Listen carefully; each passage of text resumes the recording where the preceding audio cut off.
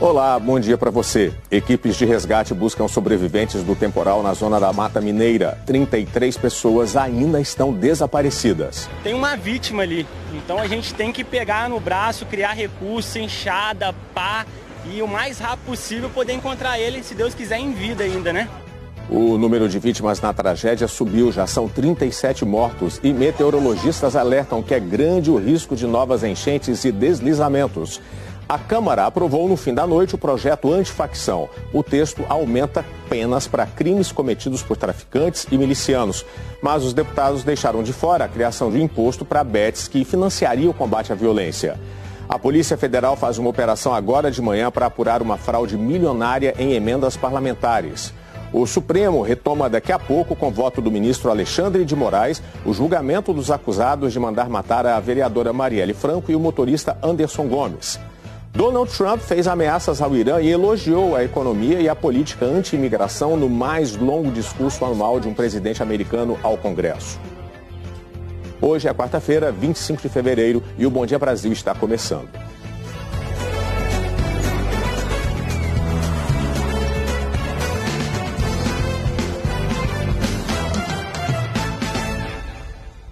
Subiu para 37 o número de mortes por causa do temporal que atingiu a zona da mata de Minas Gerais de segunda para terça-feira. Juiz de Fora foi a cidade mais destruída e onde já foram localizados 25 corpos. Mais de 3 mil pessoas tiveram que sair de casa, isso só em Juiz de Fora. O dia ontem foi de muito trabalho de busca nas áreas, é como a gente vai ver agora na reportagem do Elton Moreira. Durante toda a noite, bombeiros e voluntários atuaram nas buscas em Juiz de Fora. A falta de luz dificultava os trabalhos. A gente está indo no braço porque faltou luz, máquina quebrou, pneu furou. Tem uma vítima ali, então a gente tem que pegar no braço, criar recurso, enxada, pá, e o mais rápido possível poder encontrar ele, se Deus quiser, em vida ainda, né? São muitos pontos de deslizamento de terra na cidade. As imagens aqui do alto são ainda mais impressionantes e mostram um cenário de destruição. Mãe, vai lá para trás, vai lá para trás. Vai.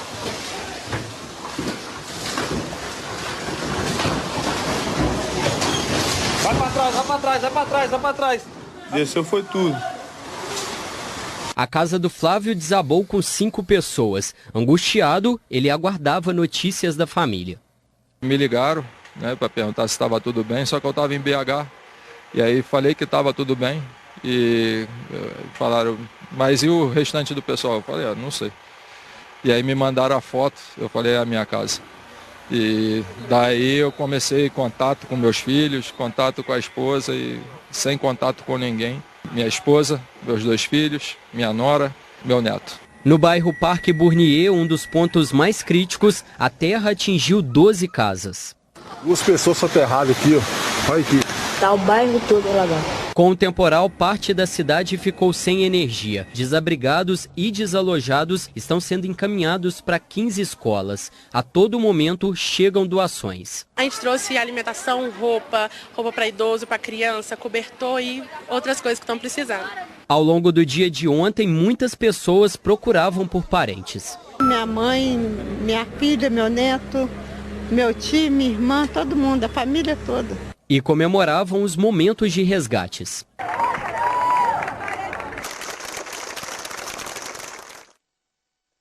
Milhares de pessoas tiveram que sair de casa em Juiz de Fora. As equipes de resgate ainda procuram por mais um corpo em outro ponto da cidade. E quem acompanha os trabalhos por lá é a repórter Maria Elisa Diniz.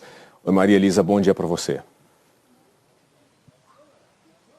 Olá, bom dia para todo mundo que acompanha a gente. Nós falamos da região central de Juiz de Fora, no bairro Paineiras, onde pelo menos 3 corpos já foram resgatados.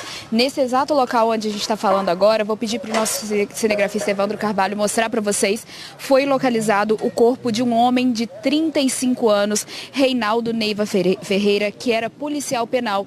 Esse corpo foi resgatado por volta de 4h30 da manhã.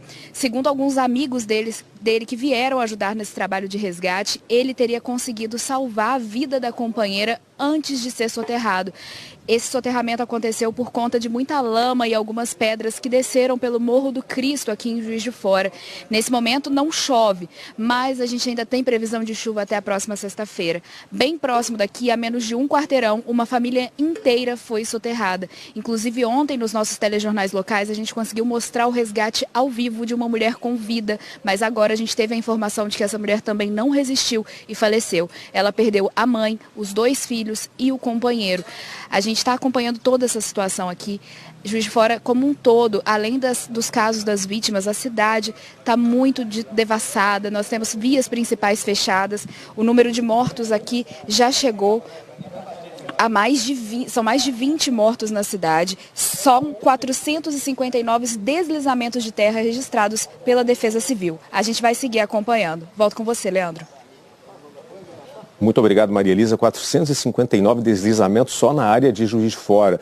E justamente por isso, milhares de pessoas tiveram que sair de casa em Juiz de Fora e essas pessoas estão em abrigos, como o que nós vamos mostrar agora ao vivo, conversando com o repórter Wagner Tolendato. Wagner, bom dia para você. Você é um dos apresentadores do Bom Dia Minas, né? Mas é aí da região de Juiz de Fora, chegou aí ontem, está acompanhando desde o início da madrugada todo o trabalho. Já tinha visto uma destruição tão grande aí na sua região? Olha, Elter, muito bom dia para você, bom dia para todo mundo. Sou nascido e criado em Juiz de Fora. Minha última passagem aqui foi em dezembro do ano passado, com as festas, né, e de fim de ano com a família. Quando eu retorno à cidade num momento tão difícil e tão trágico, vendo o sofrimento das famílias. Muito bom dia para você, a toda a equipe também do Bom Dia Brasil. Nós estamos aqui na região leste, nesse ponto que é de acolhimento, uma escola municipal, uma grande estrutura para atender esses moradores. Atualmente, nós chegamos agora há pouco, nós tivemos uma atualização que 44 pessoas já estão aqui recebendo essa assistência. Colchões foram separados para atender essas famílias, porque segundo a Defesa Civil, gente, atualmente temos 74 residências totalmente destruídas aqui na cidade. Não é todo mundo que conta com a ajuda de um parente, de um amigo, não tem abrigo. Então, por isso, recorre à Prefeitura e à Defesa Civil também para receber esse suporte. Aqui nessa escola, que fica no bairro Grajaú, uma força-tarefa foi montada aqui nas salas de aula. Ali a gente tem a separação de roupas, por tamanhos, idades também, por sexo. Um trabalho muito intenso de voluntários. A equipe também, professores vieram para cá, para essa sala, para fazer toda essa separação do material. E aí, no momento aqui, as salas de aula ganharam esse espaço de solidariedade nesse momento. Ao lado a gente tem uma cozinha onde são preparadas também as alimentações dos funcionários, das famílias que estão recebendo essa ajuda e esse apoio. E até os animais aqui, ó, estão separadinhos também recebendo essa ajuda. É uma força-tarefa, uma solidariedade. Eu volto com você, Elter. Obrigado, Wagner. Muito obrigado aí pelas suas informações. Um estudo do Centro Nacional de Monitoramento e Alerta de Desastres Naturais aponta que Juiz de Fora está entre as 10 cidades com a maior população vivendo em áreas de risco. Você acompanha aqui comigo o ranking? Salvador, São Paulo e Rio de Janeiro concentram os maiores números de habitantes em regiões com risco de deslizamentos, enxurradas e inundações. Juiz de Fora aparece aqui em nono lugar nessa lista. A lista tem ainda duas outras cidades mineiras, que está aqui no mapa, Belo Horizonte em quarto lugar e Ribeirão das Neves. Agora, gente, esse outro dado aqui é realmente impressionante. Quase 1/4 dos habitantes de Juiz de Fora vivem em áreas de risco. E aqui no mapa a gente vai ver agora como é que o temporal atingiu diferentes áreas, diferentes bairros da cidade de Juiz de Fora. Você vê que a chuva, os pontos vermelhos indicam a chuva que foi muito forte, né? E teve uma atuação bastante espalhada ali na região de Juiz de Fora. E justamente a zona da Mata Mineira e a Grande BH estão entre as áreas do país com um risco de deslizamento hoje, segundo o CEMADEM. Isso é previsão para hoje, tá? A tragédia em Juiz de Fora e as enchentes dos últimos dias na região sudeste foram provocadas pela atuação simultânea de vários fenômenos climáticos. Destruição e perdas na Baixada Fluminense. Alagamentos no litoral paulista. Deslizamentos e mortes em Minas Gerais. Os temporais dos últimos dias, que provocaram tantos estragos na região sudeste, foram causados pela mesma combinação de fatores. São vários sistemas meteorológicos atuando ao mesmo tempo. Primeiro, um corredor atmosférico trazendo muita umidade da Amazônia direto para o sudeste do país. Depois, uma frente fria, jogando vento frio e úmido do oceano para o continente. O choque com o ar mais quente forma nuvens pesadas de chuva. E essas nuvens tendem a ficar mais concentradas em áreas cercadas por morros e montanhas, como Juiz de Fora, por exemplo. Segundo os meteorologistas, foi por isso que tanta água acabou caindo no mesmo lugar. Praticamente a média total de chuva do mês de fevereiro acontecendo em um só fim de semana na região de Peruíbe, em São Paulo. Então são condições que trazem esse excesso de chuva, esse excesso de água, que não dá tempo de escoar. A água que não escoa encharca o solo e aumenta o risco de deslizamentos. O CEMADEM, Centro Nacional de Monitoramento e Alerta de Desastres Naturais, divulgou um mapa de risco para esta quarta-feira. O perigo de deslizamentos é considerado alto nas áreas em laranja, no litoral paulista e no centro de Minas, incluindo a Grande BH, e muito alto na área vermelha, justamente a zona da Mata Mineira, onde fica a cidade de Juiz de Fora. É preciso atenção máxima aos sinais de perigo. Grau de abatimento no terreno, árvores se inclinando, portas emperrando porque o solo já se movimentou, ou mesmo o nível da água da sua rua começando a subir, ou se você notar que está passando lama, junto com essa água, porque já está vindo parte do solo sendo carreado das áreas mais amontantes. Então, esses sinais nessas regiões de nível alto é para você estar preparado para agir, para poder sair e se deslocar para áreas seguras. E este é o mês mais chuvoso já visto em Juiz de Fora. Choveu mais que o dobro da média histórica de fevereiro. Já foram quase 600 milímetros, um volume enorme de água que mantém o solo muito encharcado, também favorecendo o deslizamento de terra. O trabalho de buscas por 33 desaparecidos continua. Eu chamo agora o repórter Gabriel Landim, que está acompanhando o trabalho desde ontem, né, Gabriel, desses bombeiros e até de familiares que às vezes participam dessas buscas. Bom dia. Todo mundo arregaçando a manga por aqui, viu, Elter? Muito bom dia para você e para todo mundo. Olha, movimento intenso por aqui nessas buscas que já duram mais de 24 horas. Os bombeiros viraram a noite aqui buscando por vítimas soterradas. Imagens ao vivo do Rodrigo Souza para você mostram esse trabalho de socorro ali no local. Bombeiros estão lá no alto tentando buscar desaparecidos. Quero pedir para o Rodrigo mostrar para vocês também, porque nesse momento é uma comitiva do governo federal aqui no local. Então a gente vê pelas imagens aqui, o ministro em exercício da Saúde, Adriano Massuda, está aqui no local. Também, além dele, o ministro Valdez Góes, do Desenvolvimento Regional, ele que faz essa integração também com o município. Ele disse há pouco que a prefeitura tem enviado projetos para a reconstrução e que o governo federal vai liberar verbas a partir desses projetos. Outra apuração é que a Força Nacional do SUS está a caminho da cidade. Estou falando de 20 profissionais, entre médicos e enfermeiros, que vão dar apoio aqui com atendimento psicológico, atendimento médico por aqui. Olha, como eu disse, o trabalho dos bombeiros não para por aqui. A todo momento, eles fazendo novas buscas, tentando encontrar desaparecidos. A atualização de momento é de 30 mortos em Juiz de Fora, 37 na região. Só neste local onde estamos, 8 pessoas foram encontradas mortas, 13 ainda estão desaparecidas, 36 desaparecidos no total. Mais cedo, as equipes encontraram o corpo de uma mulher, a gente tem essa imagem, em outro bairro. As equipes aguardam a chegada do resgate especializado para fazer a remoção desse corpo. Os bombeiros não confirmaram ainda se essa seria a 33ª vítima ou se ela já estava na conta divulgada mais cedo. Olha, eu volto com você, Elter. Muito obrigado pelas suas informações aí, Gabriel Landim. Eu já estou aqui com a Miriam Leitão hoje, conversando com a gente direto de Brasília. Miriam, você está acompanhando a nossa cobertura aí desde o início do Bom Dia Brasil, já viu que falamos que foi um evento extremo, agora que também a população só de Juiz de Fora tem quase 25% de toda essa gente morando em áreas de risco. Quer dizer, não falta só alerta, né? Não estamos fazendo o dever de casa. Bom dia. Bom dia, Elter. Bom dia a todas as pessoas que acompanham o Bom Dia Brasil. Eu dou o meu abraço solidário, especialmente às regiões e comunidades atingidas, especialmente Juiz de Fora e Ubá, na zona da Mata Mineira.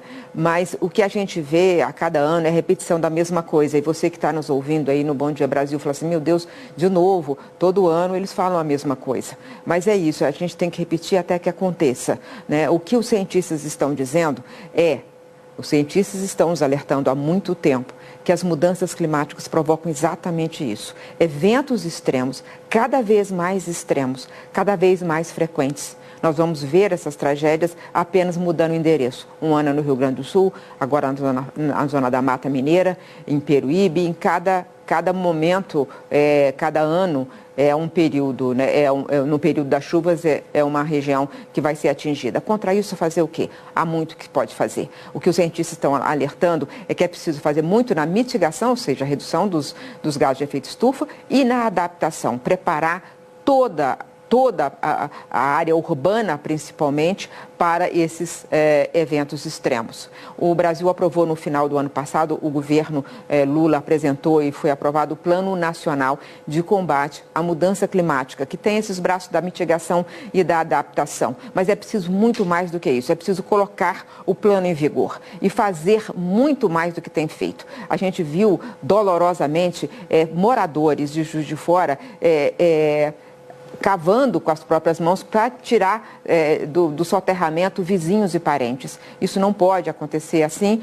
O Corpo de Bombeiros tem que ser muito mais fortalecido, a Defesa Civil muito mais fortalecida e preparar as cidades mesmo, tirando pessoas da área de risco e fazendo toda a preparação das áreas urbanas. O Brasil é um país, quase 90% da população está em área urbana e ele é todo feito de áreas sensíveis e vulneráveis. Você não pode dizer essa região é mais vulnerável, essa região não é vulnerável. Somos todos vulneráveis aos eventos extremos e o país precisa se preparar. O país precisa ouvir a ciência cada vez mais e tem que passar por cima das divisões políticas, gente. Não é possível ficar em divisões políticas. A mudança climática está entre nós e tem que se unir todos os níveis administrativos, município, estados e União. Miriam, muito obrigado, tá? Bom dia para você. Bom dia aí em Brasília. Bom dia. Bom dia. Daqui a pouco a gente volta com atualizações da tragédia da chuva na zona da Mata Mineira e também a previsão do tempo para todo o Brasil. E ainda, a Câmara dos Deputados aprova a PL antifacção e barra a taxação de bets para financiar a segurança pública. A Polícia Federal faz uma operação agora de manhã contra desvios bilionários de emendas parlamentares. Entre os alvos está o deputado por Pernambuco, Fernando Filho. Agora são 8h47, nosso intervalo é rápido, voltamos já já. Voltamos com notícia do fim da noite, quase início da madrugada em Brasília. A Câmara dos Deputados aprovou o projeto de lei que endurece a legislação contra organizações criminosas e que ficou conhecido como PL antifacção. A gente fala agora com Heraldo Pereira. Bom dia, Heraldo. Mas deixaram de fora a taxação das bets, né, dinheiro que financiaria a segurança. Ponto que ainda divide governo e oposição. Bom dia, Elter Duarte. Bom dia especialmente a você, que está sempre conosco aqui no Bom Dia Brasil. A tributação dos jogos de apostas online fez parte das negociações políticas e permaneceu no texto principal até ser derrubada pela maioria dos deputados. O projeto de lei antifacção foi concebido na base aliada do governo. Aliás, Palácio do Planalto, Ministério da Justiça, teve uma longa tramitação no Congresso, onde se chegou a 7 versões para o texto original. A última versão é a que depende da sanção pelo presidente Lula. O projeto foi aprovado já no fim da noite em votação simbólica. O PL antifacção foi enviado ao Congresso em 2025 pelo ex-ministro da Justiça, Ricardo Lewandowski. Em novembro do ano passado, a Câmara aprovou um texto diferente do que foi elaborado pelo governo, com relatoria do deputado Guilherme Derrite, do PP. Em dezembro, o Senado aprovou um texto que retomava os principais pontos da proposta inicial. Com as alterações, o projeto teve que voltar para nova análise dos deputados. Ontem, o Ministério da Justiça, agora sob comando de Wellington César Lima e Silva, admitiu fazer uma costura do texto com o relator na Câmara. Derrite, designado mais uma vez pelo presidente Hugo Mota para relatar o projeto, defendia que a Câmara ignorasse as mudanças feitas pelos senadores. Já o PT e os demais parlamentares da base do governo queriam votar o texto que veio do Senado. Depois de um dia inteiro de negociações, o presidente da Câmara, Hugo Mota, disse em plenário que havia acordo sobre o texto. Mota, então, decidiu abrir a votação. Nós tivemos hoje um amplo debate no Colégio de Líderes acerca do acordo que foi construído entre o relator da matéria, o Ministério da Justiça, o governo, visando termos aí uma proposta de convergência, já que esse projeto de lei antifacção é, na minha avaliação, talvez a resposta mais dura que o Parlamento brasileiro já tenha dado em toda a sua história ao combate ao crime organizado. E o acordo construído entre o relator e o governo contemplou trechos que foram trazidos à tona na discussão do Senado, manteve, em sua maioria, praticamente o texto que foi aprovado aqui por nós na Câmara dos Deputados. Mas, apesar do acordo anunciado por Mota, a proposta retomou vários pontos que não estavam na versão aprovada pelo Senado e que desagradam o governo. Uma das principais mudanças foi o fim do chamado Imposto das Bets para abastecer o Fundo Nacional de Segurança Pública. Esse imposto foi criado na proposta do Senado e previa uma arrecadação de até 30 bilhões de reais para o combate ao crime organizado. O relator chegou a manter a criação do imposto no texto aprovado pela Câmara. Mas depois da aprovação do texto base, os deputados aprovaram uma emenda para retirar a medida. O texto aprovado ontem também retomou a divisão dos valores e bens apreendidos do crime organizado entre governo federal e governos estaduais quando as investigações forem conjuntas. Esse foi um dos pontos mais criticados durante a primeira votação na Câmara. O governo afirma que essa divisão vai retirar dinheiro da Polícia Federal. E a pena prevista para o crime de facção criminosa retorna para 20 a 40 anos de prisão e não de 15 a 30 anos, como estabeleceu o Senado. O relator defendeu as alterações feitas ao texto do Senado. O texto que veio do Senado suavizou pontos essenciais e nós não poderíamos permitir que o Brasil perdesse essa oportunidade histórica. Por isso, defendemos e restabelecemos praticamente a integralidade do texto original aprovado nesta Casa, porque é ele que torna as penas mais rígidas para integrantes de facções criminosas, fecha portas para benefícios indevidos, ataca o patrimônio das organizações criminosas e daqueles que lavam o dinheiro da atividade ilícita. Apesar do acordo anunciado pelo presidente da Câmara, governistas criticaram as mudanças feitas pelo relator e acusaram a quebra de acordo na questão da tributação das bets. Tinha uma questão central, que era a cobrança das bets para financiar, instrumentalizar, fortalecer os órgãos de segurança, os profissionais, como a inteligência, como a tecnologia, as formas de investigação com recurso público para enfrentar o grande crime organizado no Brasil, que ele tem dimensão regional, nacional e até internacional. O presidente Lula não tem prazo para sancionar ou vetar o projeto de lei contra facções do crime organizado. Obrigado, Heraldo. A polícia faz uma operação agora de manhã em São Paulo para prender uma quadrilha que roubava motos. Sabina Simonato, bom dia. E não é qualquer tipo de moto não, né? Não, motos de luxo, viu, Elter? Bom dia a você, bom dia a todos. O alvo dos bandidos eram motocicletas de alta cilindrada e mais sofisticadas. Quem acompanha? Eliezer Santos. Eliezer, bom dia. Oi, Sabina, bom dia para você, bom dia a todos. E pelo menos 17 pessoas foram detidas aqui nessa delegacia da Zona Leste de São Paulo e uma mulher foi trazida para cá para averiguação. o alvo. Essa organização criminosa especializada em roubo e receptação de motos potentes e de luxo. 180 policiais cumprem 27 mandados de prisão e 36 de busca e apreensão. Esse bando abordava motociclistas em diversos bairros da capital e em estradas aqui do estado. As motos eram levadas para desmanches na zona leste da capital paulista. Desmontadas, as peças eram revendidas para lojas. A polícia também apreendeu pelo menos 3 motos, dinheiro, um carro e laptops. Sabina. Combate também aos receptadores, né? Obrigada, Eliezer. Essa investigação começou há quase um ano, viu, Elter? Obrigado, Sabina. Até já. A seguir, a primeira turma do Supremo Tribunal Federal retoma agora de manhã o julgamento dos acusados de matar Marielle Franco e Anderson Gomes. E o STF também analisa ainda hoje a decisão do ministro Flávio Dino de suspender o pagamento dos chamados penduricalhos. Agora 8 horas e 57 minutos, a gente volta já já.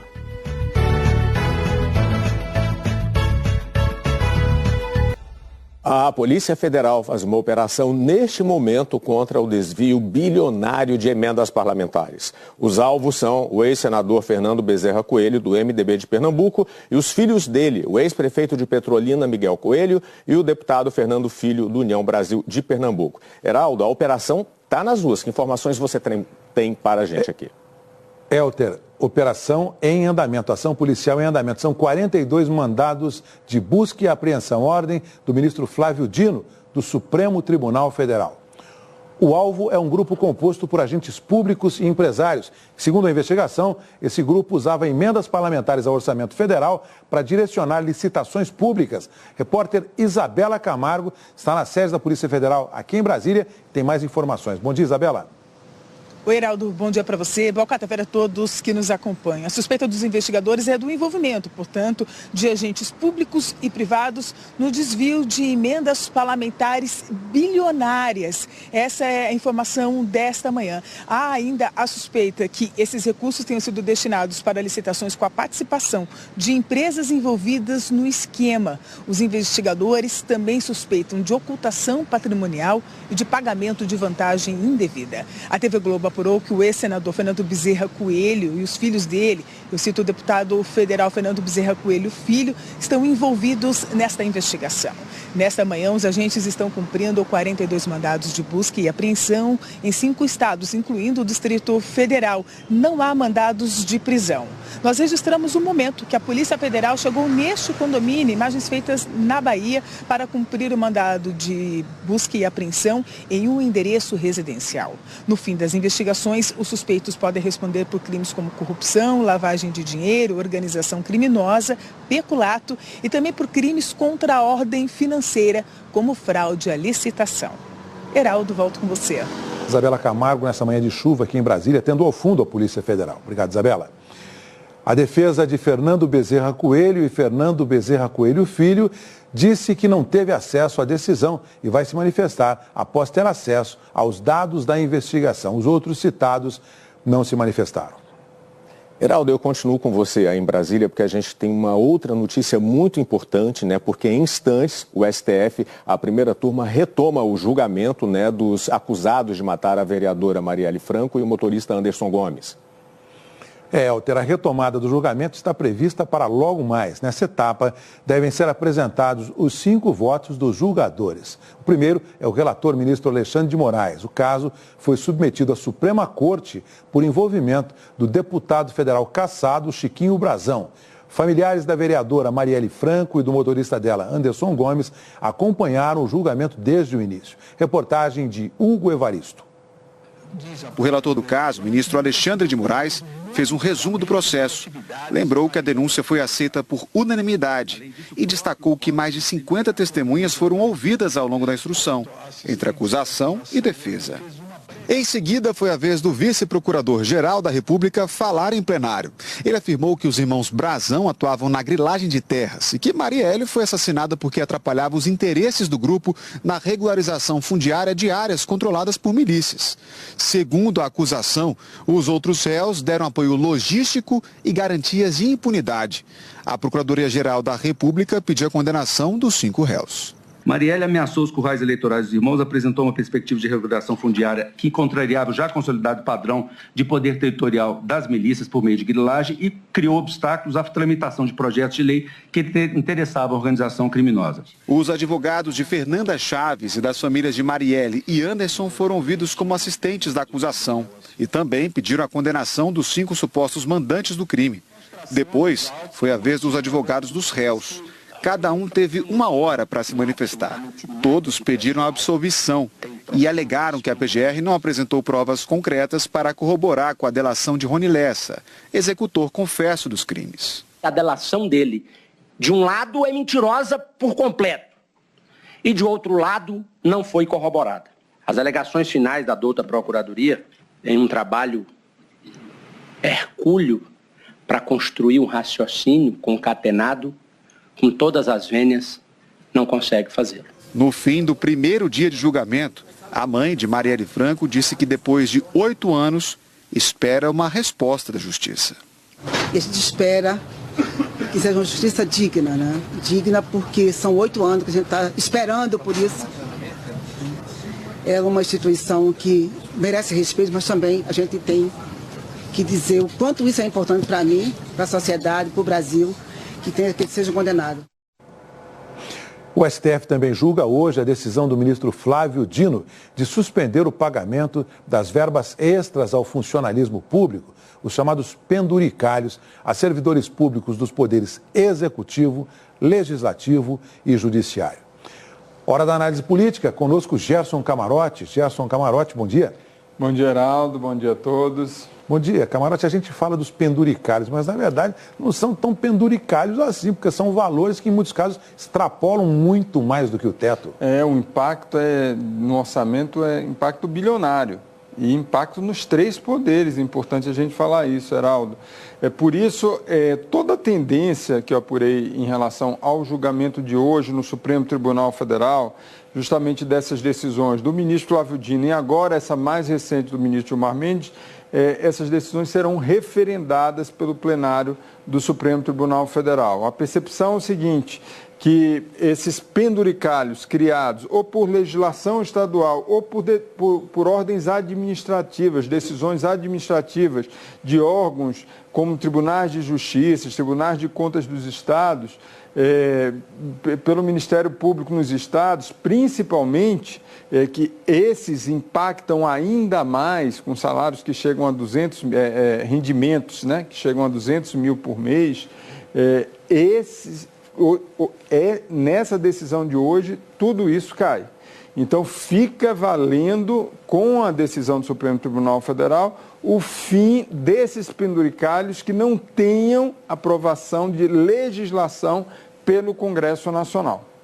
Oi, Camarote, bom dia. O Supremo e o Congresso querem criar uma regra de transição para o pagamento aí dessas verbas milionárias. Agora, esse é um tema que está no Congresso, não é de hoje, né? Pois é, inclusive tem um texto parado na Comissão de Constituição e Justiça, bom dia para você, do Senado Federal, já há muito tempo, e mais do que isso, você tem uma reforma administrativa que também está parada. Qual é o argumento? Ontem teve reunião para essa regra de transição no Supremo Tribunal Federal, com representantes do Congresso, Tribunal de Contas, da Procuradoria-Geral da República. O que é que muda em relação a tudo isso? Muda nessa regra de transição porque o correto deveria ser uma reforma administrativa que contemple tudo. Veja, existe resistência do legislativo, mas a resistência maior está justamente no judiciário, principalmente nos estados. Lembrando também que há resistências de tribunais de contas dos estados e dos municípios, que têm salários normalmente maiores do que o Tribunal de Contas da União, salários com esses penduricalhos, nessas remunerações. Então, o que é que a gente está vendo? Diante desse impasse, está se propondo uma regra de transição pela incapacidade do Congresso Nacional de votar uma reforma administrativa. E aí, sim, você diminuir esses penduricalhos e reduzir esses penduricalhos até a votação de uma reforma administrativa que pode ficar muito provavelmente para depois da eleição. Helder. Obrigado, Camarote. Bom dia para você aí. Daqui a pouco a gente traz atualizações sobre a tragédia da chuva na zona da Mata Mineira e também a previsão do tempo para todo o país. E ainda, o presidente americano Donald Trump faz ameaças e foca em economia e imigração no discurso do Estado da União mais longo da história. Agora são 9h09. O presidente americano fez essa noite o mais longo discurso sobre o Estado da União, quase 1h50.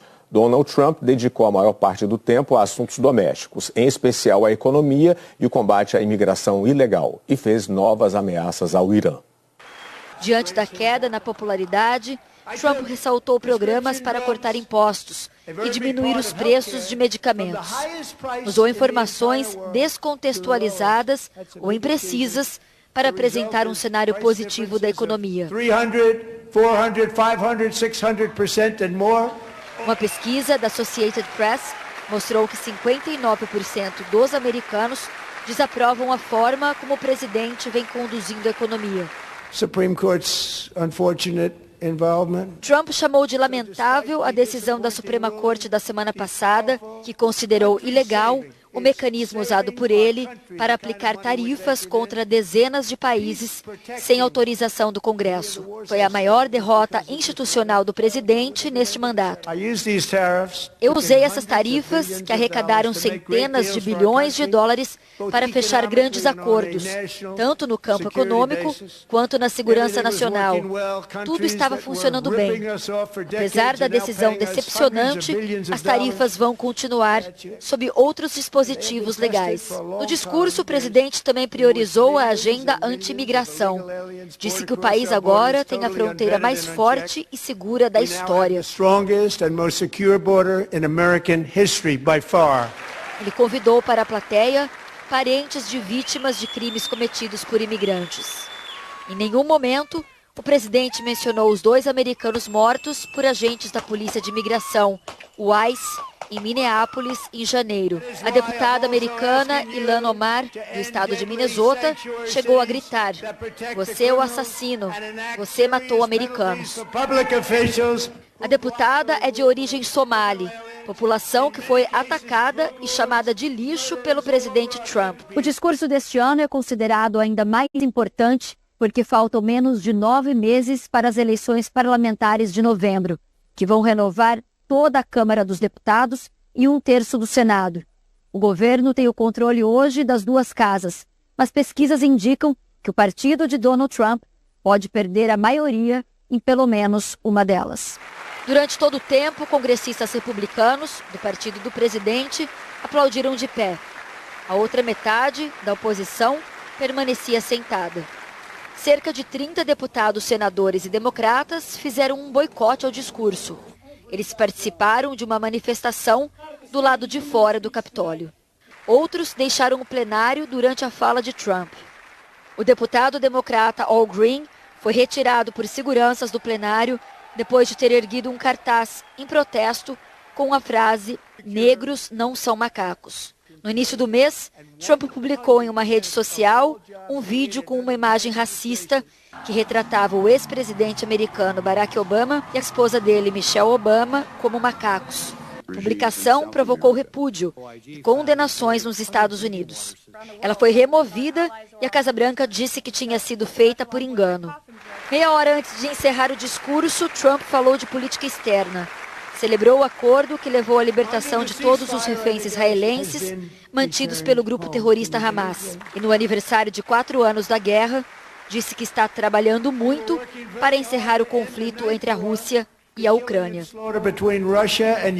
Falando sobre o Irã, o presidente falou que prefere resolver o problema com o país por meio da diplomacia, mas voltou a fazer ameaças.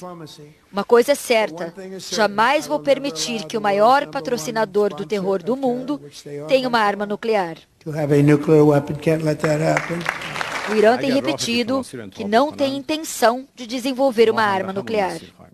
Trump exaltou a política americana da paz através da força. Estados Unidos e Irã estão negociando os termos de um acordo nuclear e devem fazer uma nova rodada de conversas nesta quinta-feira. Enquanto isso, os americanos reuniram a maior concentração de aviões militares na região desde 2003. Com relação à América Latina, Trump chamou a Venezuela de nova amiga e parceira. Ele ressaltou a operação que levou à captura e prisão do ditador Nicolás Maduro em janeiro e afirmou: estamos trabalhando de perto com a nova presidente da Venezuela, Delcy Rodrigues, para gerar ganhos econômicos extraordinários para os dois países. Trump ironizou os ataques às embarcações no Caribe e no Pacífico suspeitas de narcotráfico, sem mencionar que 148 pessoas foram mortas por forças americanas desde setembro. Agora, ninguém mais quer pescar, disse Trump. A China, a maior rival americana no xadrez geopolítico, não foi mencionada nenhuma vez. O Partido Democrata escalou a governadora do estado da Virgínia para dar a resposta a Donald Trump. Abigail Spanberger disse que o presidente não ofereceu soluções reais para os desafios urgentes do país e acusou Trump de aprofundar a desigualdade econômica e semear a divisão. Ela ainda criticou a política migratória de Trump, que, segundo ela, separa famílias. Outras lideranças democratas se manifestaram. Em espanhol, o senador Alex Padilha disse que Trump mentiu sobre a imigração e a economia. Já o senador Chris Coons afirmou que o presidente não deixou claro quais são os planos em relação ao Irã e às ameaças vindas da República Islâmica. O presidente da Ucrânia anunciou agora há pouco que diplomatas vão se reunir amanhã com negociadores americanos na Suíça. Volodymyr Zelensky afirmou que a conversa vai preparar terreno para a próxima rodada de negociações com russos e americanos e que vai tratar da troca de prisioneiros e da reconstrução do país. Zelensky também desmentiu a acusação da Rússia de que a Ucrânia estaria buscando armas nucleares. Depois do intervalo, vamos voltar ao vivo a Juiz de Fora. Equipes do governo federal chegam agora de manhã para ajudar nas buscas aos mais de 30 desaparecidos. E ainda a previsão do tempo para todo o país. Em Minas Gerais, o estado de atenção para temporais deve permanecer até domingo. Agora, 9 horas e 20 minutos, a gente volta já já. A gente está de volta com novas informações sobre a tragédia da chuva na zona da Mata Mineira. Quem puder e quiser ajudar as pessoas atingidas pode acessar o QR Code que vai ficar aqui na nossa tela. Ele te leva para a página paraquemdoar.com.br e lá você encontra organizações confiáveis que já estão atuando nos locais mais afetados. E equipes do governo federal chegaram agora de manhã, um dos pontos mais atingidos pelo temporal em Juiz de Fora. Gabriel Landim novamente conosco aqui no Bom Dia Brasil. Gabriel, como é que estão as buscas aí agora? Oi, Elter. Olha, aqui esse é o pior local na cidade neste momento. Por aqui, essa terra aqui embaixo, ela já foi retirada, já foi vasculhada, não tem desaparecidos. A busca está se concentrando lá em cima, onde estão os bombeiros neste momento. Balanço de momento aqui deste local, 8 mortos, 13 desaparecidos, só aqui onde estavam 12 casas, 13 ainda desaparecidos. Na cidade, 30 mortos confirmados, 31 desaparecidos, mais de 400 desabrigados. Olha, a gente trouxe uma imagem, eu queria resgatar essa imagem aqui, de um socorro que aconteceu ontem aqui na cidade. E a gente tem uma notícia triste. A Jaqueline de Fátima Vicente, de 32 anos, que foi socorrida com vida dos escombros, uma imagem impressionante, um socorro impressionante. Infelizmente, perdeu a vida, não resistiu e morreu no hospital. Deixa claro aqui os nossos sentimentos para a família. Mais uma morte, mais uma perda nessa tragédia. Uma última apuração, conversei há pouco aqui no local com o ministro em exercício da Saúde, Adriano Massuda. Ele explicou que cerca de 20 pessoas da Força Nacional do SUS estão aqui na cidade, chegaram há pouco na cidade para reforçar os atendimentos médicos e de saúde aqui nas unidades para as vítimas atingidas por essa tragédia. Olha, eu vou falar com a Nayara de Paula, que está em outro ponto da cidade. Nayara. Oi, Gabriel. Bom dia para você, para todos que nos acompanham. A nossa equipe fala ao vivo da região norte de Juiz de Fora. E por aqui, olha só, a gente mostra uma grande movimentação, tem uma máquina ali que está fazendo essa distribuição de todos os escombros, isso porque 2 pessoas ainda estão soterradas neste local. Então essa máquina está fazendo toda essa separação aqui justamente para facilitar as buscas por parte do Corpo de Bombeiros. Os bombeiros disseram que aqui havia uma casa, né, que desmoronou, e aí 3 corpos já foram encontrados aqui no local, de uma jovem de 26 anos, do marido dela de 27 e do filho do casal de 3 anos. Bom, então a gente mostra toda essa movimentação. Rodrigo Neves também mostra para vocês ali ao fundo um outro desmoronamento, mas fato é que eles seguem nessas buscas e o pai e esposo das vítimas que estão aqui acompanha todo esse trabalho. Nós conversamos com ele agora há pouco, vamos ouvir. Sou pai, né, do menino ontem que foi retirado já, meia-noite e pouquinho, né, o avô do netinho que saiu também junto, e tem ainda minha esposa e meu filho mais novo lá dentro. Não acabarem as buscas, eu estou aqui para tentar confortar, né, nessa hora acho que não tem muita coisa, é só rezar para que eles não tenham sofrido lá do jeito que foi. Os nossos sentimentos a essa família, né, Thaís Duquesne? A chuva, ela vai continuar hoje em parte do país e principalmente em Minas Gerais. Bom dia.